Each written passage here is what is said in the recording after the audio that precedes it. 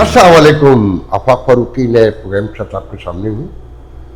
मौजूद यकीनन पाकिस्तान है, सैलाब है, बढ़ते खदशात हैं, बदनज़मी, बद इंतज़ामी, नाअहली, चोरी और लूट मार की एक अजब कहानी है। मगर फ़र्क क्या पड़ता है, चंद दिनों में ये मामला साफ होगा, कोई नया सामने आ जाएगा। आप लोग भी, हम सब आदी हो चुके हैं, फ़र्क कुछ नहीं पड़ता है। देखिए, पहले तो यहाँ अमेरिका की एक बड़ी खबर है, यकीनन बहुतों को तो पता चल गई होगी कि एक सर्किट कोर्ट ने डोनाल्ड ट्रंप के टैरिफ पर को गैर कानूनी करार दे दिया, मगर अपील होनी है। मगर उस वक्त तक, अक्टूबर तक वो कंटिन्यू रहेगा, जिससे इंडिया बहुत मुतासिर हुआ है, जहाँ अक्सरियत को पता है कि रुपया भी गिरा है, इकॉनमी भी गिरी है और बड़ी अनसर्टिनिटी। और अमेरिका इंडिया ताल्लुकात के हवाले से यहाँ बड़ी गुफ्तगू, उस पर मैं कल प्रोग्राम करूँगा कि जो यहाँ के डोनाल्ड ट्रंप और मोदी के ताल्लुकात क्या मुकम्मल ख़त्म हो गए या कैसे रिवाइव होंगे। बहरहाल देखिए, ये जो सैलाब है ना, इस पर मैं अभी एक रिपोर्ट भी आपको पढ़ के सुनाऊँगा कि जो हमारे सियासतदान हैं वो तो ये बता रहे हैं कि जी इंडिया का जुर्म है ये, और उसने आला पे सडन पानी छोड़ दिया, जो उसने चौथे दरिया में भी, झेलम में भी पानी छोड़ दिया। पहले सतलज, रावी, चनाब सब में छोड़ चुका है वो, और बड़े बड़े शहर खतरे से हैं। और अभी ये यहाँ से मामला टलेगा तो सिंध में पहुँचेगा, जहाँ जागीरदारों ने, वडेरों ने, बड़े लुटेरों ने, हुक्मरानों ने अपनी ज़मीनें, अपनी जायदादें, अपने बड़े बड़े घर अंदरूनी सिंध जो बचाने के लिए बन बांधने शुरू कर दिए हैं, और आम आदमी को डुबोने का प्लान पहले से तैयार है। जैसे पंजाब में हुक्मरान अशराफिया ने अपना रमज़ान शुगर मिल को बचाने के लिए, अपना बिजली का घर बचाने के लिए चारों तरफ बंद बांध दिया और आसपास की आबादी को डुबो दिया। कोई सोच सकता है? अच्छा, फिर वो तो आपने सुन लिया होगा कि जी पीटीआई के ट्रोलर और पीटीआई के लोग कि ये अल्लाह ने इमरान खान की सच्चाई साबित करने के लिए ये तूफ़ान लेकर आया है, क्योंकि इमरान खान बहुत इम्पोर्टेंट आदमी है इस वक्त अल्लाह की नज़र में। तो उसे बचाने, उसे सच्चा साबित करने के लिए पंजाब को पूरे डुबो दिया गया, जहाँ सोसाइटीज़। अलीम खान का वीडियो भी है मेरे पास, जिसमें वो चैलेंज कर रहे हैं कि आ जाइए, टेलीविज़न पे बैठ जाते हैं कि कैसे डूबता है और कौन डुबोता है और ये 300 एकड़ ज़मीन की क्या कहानी है।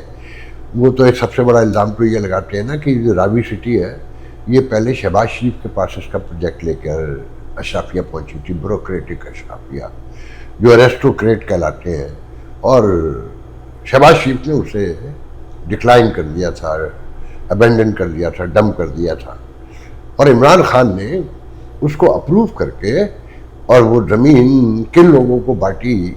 वो वीडियो लंबा है, मैं नहीं लगाऊंगा, आप लोग सुन लें, जगह जगह वायरल है। तो चैलेंज कबूल करें पीटीआई वाले और बिठाएं सामने लोगों को, अपने लोगों को और अलीम खान को, और ये फैसला करवाएं कि अल्लाह ताला किसके साथ ज़्यादा है। याद रखें, मैं हमेशा से एक बात कहता आया हूँ, ये सब उन्हीं के बुरे हैं, सब।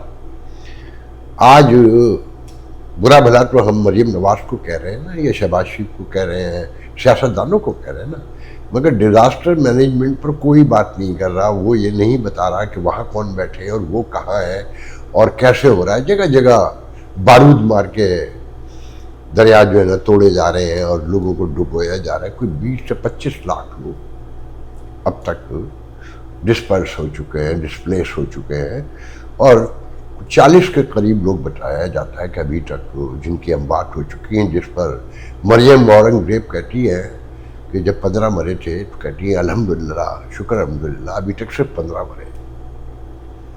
ज़िंदगी की कोई अहमियत नहीं है, और शायद कभी भी नहीं थी जब तक मेरे ऊपर ना आए, मेरे घर में ना आए।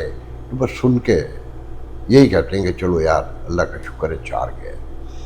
मगर वो 4 किन के प्यारे थे, किन के लाल थे, और किन की आँखों के और दुलारे थे और प्यारे थे, ये कोई नहीं समझना चाहता।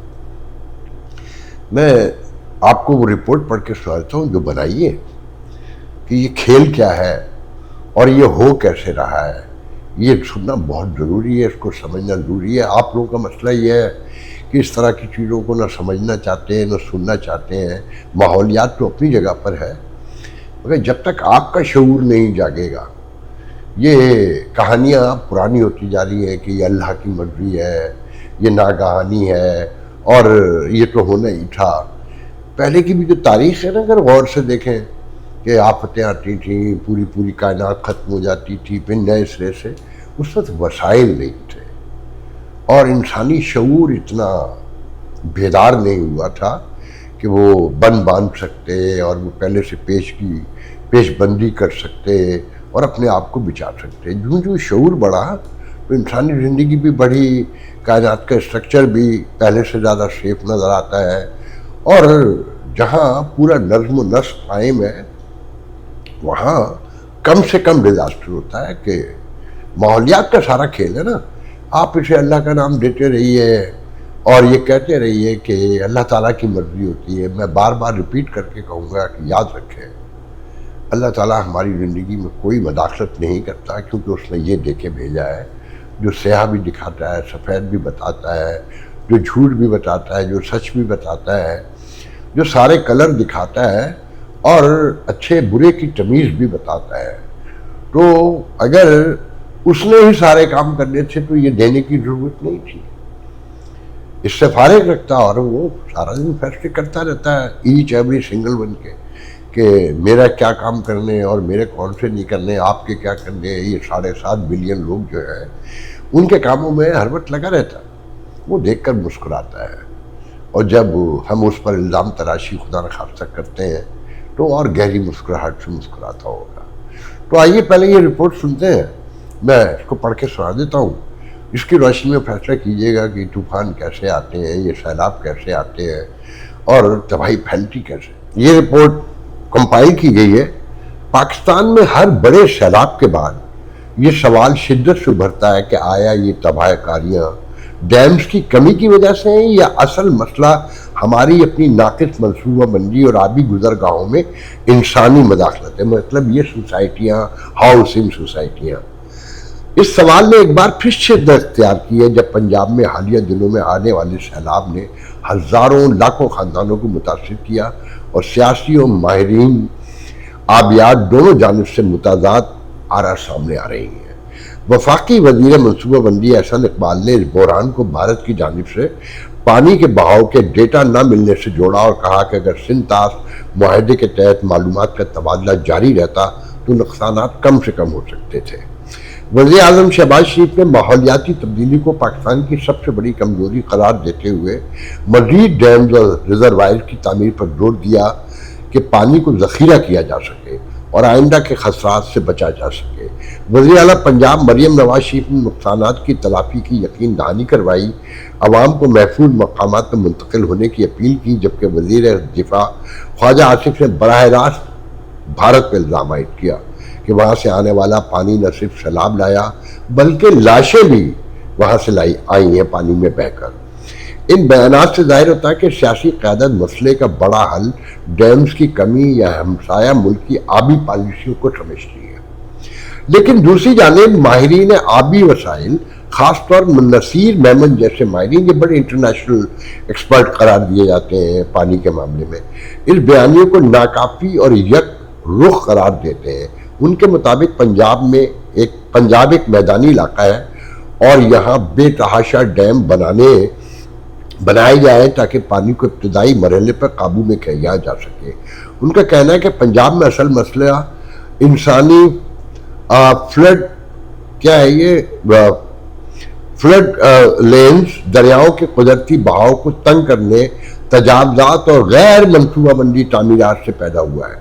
جب پانی کے قدرتی راستے محدود کر لیے جاتے ہیں تو معمولی سا ریلا بھی تباہ کن شکل اختیار کر لیتا ہے۔ ان کے نزدیک سیلاب کا پائیدار حل ڈیمز کے ساتھ ساتھ آبی گزرگاہوں کو عدلی بحال کرنے، پہاڑی علاقوں میں چھوٹے ڈیم بنانے اور ان کو بہتر کرنے میں ہے۔ یہ تجزیہ ظاہر کرتا ہے کہ سیاستدان زیادہ تر مسئلے کو فوری سیاسی بیانیے میں ڈھالتے ہیں جہاں ڈیمز اور بھارت کو مرکزی نقطہ بنایا جاتا ہے، جبکہ ماہرین اس کے گہرے اسٹرکچرل ریزنز کی نشاندہی کرتے ہیں. پاکستان کے لیے ضروری ہے کہ وہ ان دونوں آرا کو ملا کر ایک جامع حکمت عملی وضع کرے جس میں بڑے ڈیم، چھوٹے ذخیرہ گاہیں، قدرتی گزرگاہوں کی بحالی اور ماحولیاتی پالیسی سب شامل ہوں، تاکہ ہر سال آنے والی یہ آفت قومی سانحہ نہ بنے بلکہ ایک قابل انتظام قدرتی چیلنج بن سکے. دیکھیں جی، فی الحال تو اس وقت خوشیاں یہ منائی جا رہی ہیں قرآن اشرافیہ میں کہ اب انٹرنیشنل ڈونرز آئیں گے، پیسہ ملے گا، لوٹ مار ہوگی.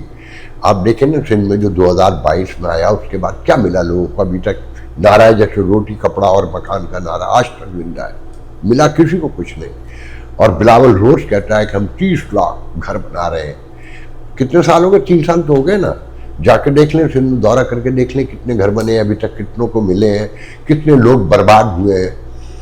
صرف کراچی میں ایک دوست بتا رہے تھے 1000 گاڑیاں پانی میں ڈوب کر ختم ہو گئی. جب پوری گاڑی میں یہاں تک پانی آ جائے گا تو اس کا انٹیریئر تو گیا ہی گیا، اندر بھی جو ٹوٹ پھوٹ اور جام ہوا ہوگا انجن سے لے کے چیزیں. تو اگر 80 لاکھ کی گاڑی ہے، 90 لاکھ کی نئی گاڑی اور 30 لاکھ کی گاڑی ہے آلٹو جیسی 35 لاکھ کی جسے جیب میں رکھ کر آپ واک کر لیں تو زیادہ بہتر ہے. اب وہ بننے کے لیے کتنا پیسہ چاہیے ہوگا. اچھا، انشورنس کمپنیوں کا وہاں حال یہ ہے کہ یہ مجھے فرسٹ ہینڈ پتہ ہے کہ اگر آپ کی انشورنس ہے بھی نا تو جو اپریزر آتا ہے سب سے پہلے سے وہ پیسے مانگتا ہے کہ پیسے دو، ورنہ اپریزر صحیح نہیں ہوگا. اور مہینوں غائب رہتے ہیں، بہانے کرتے رہتے ہیں. کوئی اسٹرکچر، کوئی ریاست کا اسٹرکچر نہیں ہے نا، کوئی قانون نہیں ہے، کوئی انصاف نہیں ہے. مثال کے طور پہ یہاں گاڑی ڈیمیج ہو جائے اور آپ کی انشورڈ گاڑی ہے، جو 99.9% گاڑیاں انشورڈ ہوتی ہیں، تو آپ بالکل بے فکر ہوتے ہیں. ان کا اپریزر آتا ہے، وہ خود بھی صحیح کروا کے دیتے ہیں، آپ سے بھی کہتے ہیں کہ آپ نے کروانی، خود جا کے کروا لیں، پیسے لے لیں. اور یہاں گاڑی اگر پہلے سے کچھ پرابلم ہو، جو میں نے اکثر دیکھا ہے، اور اس کو ڈیمیج ہو جائے اور انشورنس کلیم کرنے کا وقت آ جائے تو خوشی منائی جاتی ہے کہ چلو آج جان چھوٹی. اور اگر آپ کی غلطی بھی نہیں ہے تو اس میں انشورنس بڑھنے کے چانسز بھی نہیں ہوتے. تو میں کہنا یہ چاہتا ہوں کہ دیکھیں، اربا کھربا روپے کا نقصان ہوا ہے صرف کراچی میں. اس کا کوئی ڈیٹا ابھی تک نہیں آیا، نہیں بتایا گیا کہ لوگ کیسے برباد ہوئے ہیں. گھروں میں پانی آ گیا. ڈرین سسٹم ہی جس ملک میں نہ ہو، ڈیفینس جیسی سوسائٹیاں بنائی گئی، ڈرین سسٹم نہیں ہے. جہاں پانی لانے کا بھی انتظام نہیں ہے، نکالنے کا انتظام بھی نہیں ہے، پانی بیچا جاتا ہے. ایسی بستیاں کہیں دنیا میں سنی آپ نے؟ کہیں آپ کو دیکھنے کو ملی ہے؟ یا آج کے سویلائز ورلڈ میں یہ پاسبل ہے؟ اب بھارت پہ الزام لگائے چلے جا رہے ہیں. اور حالات یہ ہے کہ عطا تارڑ جیسا آدمی جس کی اتنی بڑی داڑھی ہے، وہ چیک کرنے جا رہا ہے، معائنہ کرنے سیلاب کا، تو ریڈ کارپیٹ ڈالا جا رہا ہے. میں نے اپنی آنکھوں سے دیکھا ہے. ان کی نمود و نمائش، ان کی شہرت کی بھوک کہاں لے کر جائے گی اس ملک کو. اور وزیر اعظم چائنا چلا گیا ہے، پورا ملک پانی میں ڈوبا ہوا ہے، وہ چائنا چلا گیا ہے. اور حالات چائنا سے یہ ہے کہ سی پیک آلموسٹ تو ختم ہو گیا. میں پہلے بتا چکا ہوں کہ جس دباؤ کا شکار ہے. آپ کو یاد ہوگا کہ شیخ رشید روز کہا کرتے تھے جب وزیر ریلوے تھے کہ وہ کراچی سے پشاور تک MLN2 کیا تھا جس پہ $2.5-3 بلین خرچ ہونے تھے، اور نیا ٹریک پڑنا تھا، جہاں کراچی سے گھوٹکی تک کا جو ٹریک ہے وہ موت کا باقاعدہ کنواں ہے. کہنے میں نے اس میں خود سفر کیا ہے پچھلے دنوں. 15 سے 20 میل کی اسپیڈ سے گاڑی ٹرین چلتی ہے وہاں پر، کیونکہ چینج تو کر نہیں سکتے. آپ کرنے جا رہے ہیں روڑی تک ہوگی، کیونکہ چائنا تو بھاگ گیا، اسے یا بھگا دیا کہ وہ جو پیسے خرچ کر رہا تھا کہ پورا ریلوے ٹریک چینج ہوگا.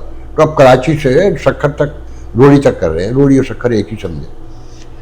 تو وہ ٹرین جس میں بچپن میں رات 10 بجے بیٹھتے تھے اور کراچی ڈان جسے کہتے ہیں، صبح جب نکل رہی ہوتی، سپیدہ جسے کہتے ہیں، اس وقت ہم اتر جاتے تھے.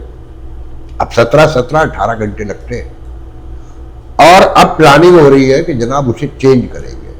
اکانومی کے لیے پورے تمام لوگ یہ کہہ چکے. میں بھی ویڈیو سن رہا تھا قیصر بنگالی صاحب کا بھی ایک دن پہلے, تو کہہ رہے تھے کہ مکمل جھوٹ پہ کھڑے ہوئے, کوئی بات کہیں سے کوئی انویسٹمنٹ نہیں آ رہی, اور باہر کی تو چھوڑیں, جو ملک میں لوگ رہتے ہیں وہ لگانے کو تیار نہیں ہے, اور وہ پیسہ موو کیے جا رہے ہیں, اور یہ شور کر رہے ہیں اکانومی بڑھ رہی ہے, اکانومی بڑھ رہی ہے, روز نیچے جا رہی ہے.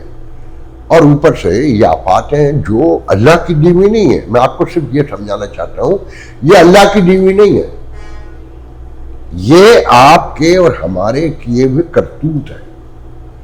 جو لوٹ مار ہوئی ہے اس ملک میں, جس طرح بے طرح لوٹا گیا ہے, ہاؤسنگ سوسائٹیاں ہوئی ہیں. مطلب آپ کو رپورٹ پڑھ کے سنا ہے کہ ابھی ماہرین کیا کہتے ہیں, ایکسپرٹ جو ہے ماحولیات سے لے کر واٹر کے, کہ ٹھوکر نیاز بیٹ پر میں نے آپ کو بتایا تھا نا کل, کہ جہاں پر راوی کو روکنے کے لیے ایک ایریا ریزرو کیا گیا کہ زمین اگر پانی آئے تو کس طرح یوز کرنا ہے, وہاں ہاؤسنگ سوسائٹیاں بنا دی. اسی طرح راوی سٹی کے اراؤنڈ کا جو پورا اٹھا کر دیکھیں وہ کتنا بڑا اسکینڈل ہے. بات یہ ہے کہ جناب وہ, اور اب جو سندھ میں ہونے جا رہا ہے وہ آنے والے دنوں میں دیکھیے گا, خوشیاں منائی جا رہی ہیں کہ جناب پانی آئے گا تو باہر سے پیسہ آئے گا. اچھا, باہر والوں نے طے کر لیا ہے, میں نے آپ کو کل بتایا تھا یا پرسوں بتایا تھا کہ وزیر خزانہ کہتا ہے کہ جی انٹرنیشنل ڈونر آپ کو کیش دینے کو تیار نہیں ہے, جس کے انتظار میں آپ رہتے ہیں. 11 بلین کا وعدہ کیا تھا, وہ کہتے ہیں کہ لے آئیے پروجیکٹ, یہ پروجیکٹ نہیں لے جا سکے. اس پر میں آپ کو ایک آخری واقعہ, ان کی عقل پر ایک واقعہ سنا کر ویڈیو ختم کرتا ہوں. آخر میں آپ کو میں ایک بچی کا ویڈیو دکھاؤں گا. میں مریم نواز کی کارکردگی پر خود کوئی تنقید نہیں کروں گا. وہ چھوٹا سا ویڈیو ایک بچی نے بنایا ہے, اس سے اندازہ لگائیے گا کہ لوگ ذہنی طور پہ کہاں کھڑے ہو گئے ہیں, اور چھوٹا سے بچے بھی اس بات کو سمجھنے لگے. مجھے آج تک یاد ہے پاکستان کے ایک وفاقی سیکریٹری جو ریٹائر ہو گئے, نام نہیں لے سکتا یقیناً, مشرف کے دور کی بات بتاتے ہیں کہ اتنی دولت تھی کہ سنبھالے نہیں سمجھ رہی تھی, اور 4 بار نوٹیفکیشن آتے تھے ہر ڈپارٹمنٹ میں کہ یہ پروجیکٹ بنا کے دیں, کوئی بہتری کے لیے پیسہ پڑا ہوا ہے. پروجیکٹ نہیں بنا سکتے تھے, اور وہ پیسے ضائع ہو جاتے تھے, لوٹ مار کر کے کھا لیا جاتے تھے.